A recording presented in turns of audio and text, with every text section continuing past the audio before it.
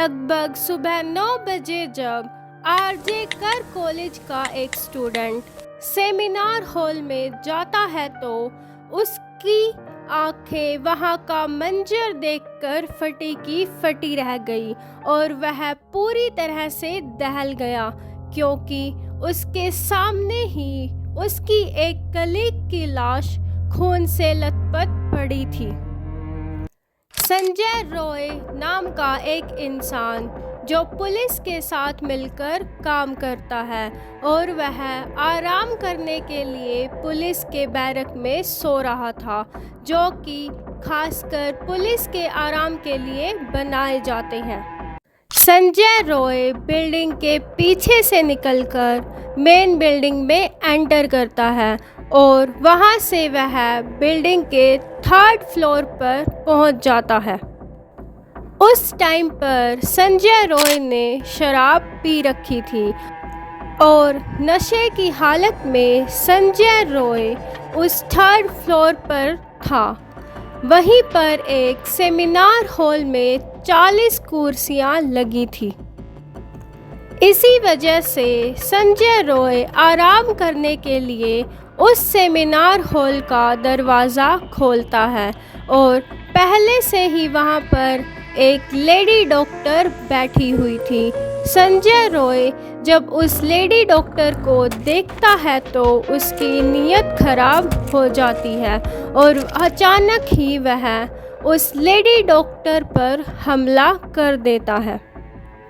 पहले तो वह लेडी डॉक्टर उसके हमले से बचती है और खुद को बचाने की कोशिश करती है। वह लेडी डॉक्टर अपनी लंबी ड्यूटी की वजह से थकी हुई थी, जिसकी वजह से वह ज़्यादा देर तक उसके हमलों का सामना नहीं कर पाई और अभी तक होने वाले हमलों की वजह से उसके शरीर पर बहुत जगहों पर जख्म हो गए थे और अब वह लेडी डॉक्टर हार मान लेती है और संजय रॉय की दरिंदगी शुरू हो जाती है और लगभग यह पूरी दरिंदगी 40 मिनट तक चलती है। पुलिस के इन्वेस्टिगेशन में जब पुलिस सीसीटीवी की फुटेज खंगालती है तो उन्हें एक इंसान दिखाई देता है, क्योंकि संजय रॉय उनके साथ ही काम करता था तो पुलिस उसे पहचान लेती है। जब वह संजय रॉय को ढूंढती है तो वह अपने उसी बैरक में सो रहा था और यहाँ तक कि उसने अपने कपड़े भी धो दिए थे, लेकिन पुलिस को उसके जूते पर एक खून का निशान मिल जाता है, जिसके बाद उसे गिरफ्तार कर लिया जाता है। आरजे कर मेडिकल कॉलेज की इस जूनियर डॉक्टर का पोस्टमार्टम कैमरे के सामने होता है, क्योंकि पहले से ही इस मामले में सबूत मिटाने की बात उठी थी और इस पोस्टमार्टम में बहुत ही दर्दनाक कहानी निकलकर सामने आती है, क्योंकि उस लेडी डॉक्टर के सिर को दीवार से घसीटा गया था।